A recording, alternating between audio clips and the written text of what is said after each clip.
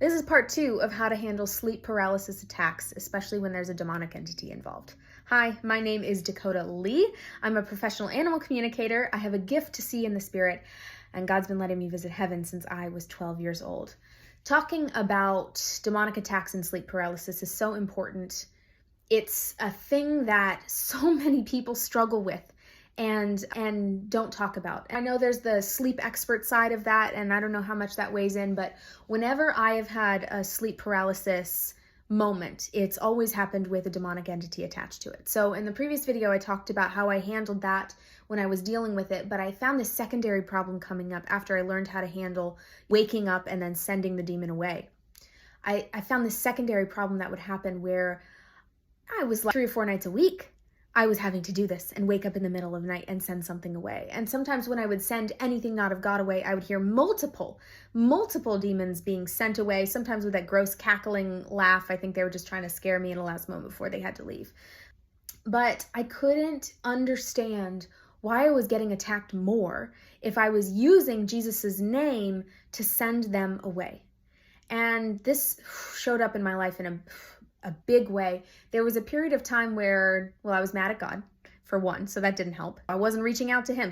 And whenever I would open my spiritual eyes, I would just seem to, all the demonic forces that may have been, I guess, maybe waiting for me to look, would just come right up to my face and try and get my attention.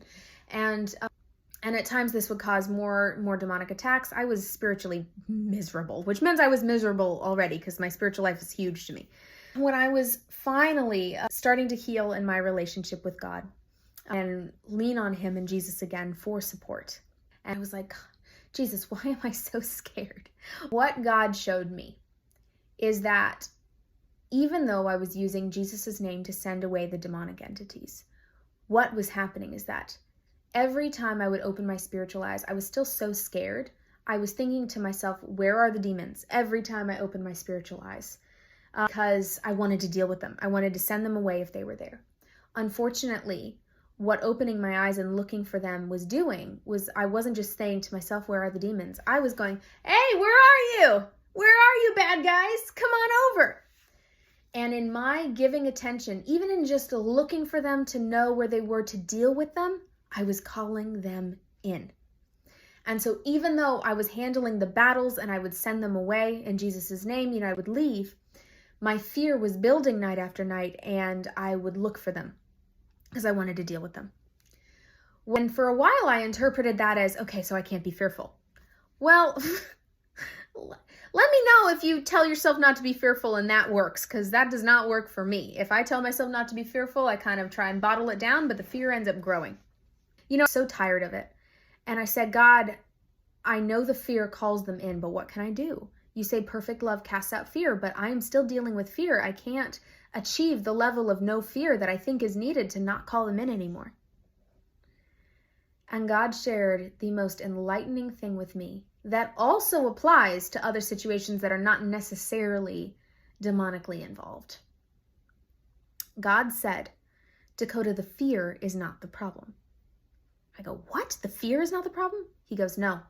He said, Dakota, when you are fearful, you automatically look for a way to solve the fear. And he said what you have been doing is looking to handle the demons yourself.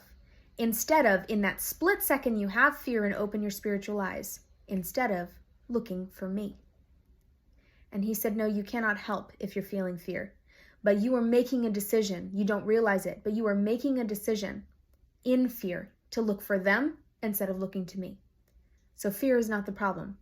It's who you look to solve your problem. Is it yourself, something else, or is it Jesus and God?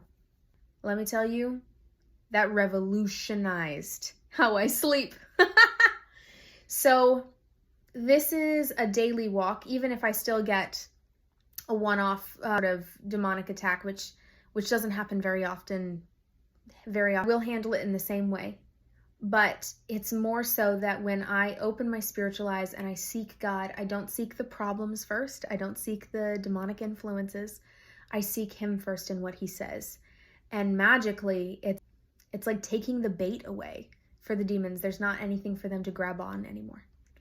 That's made my life a whole lot better.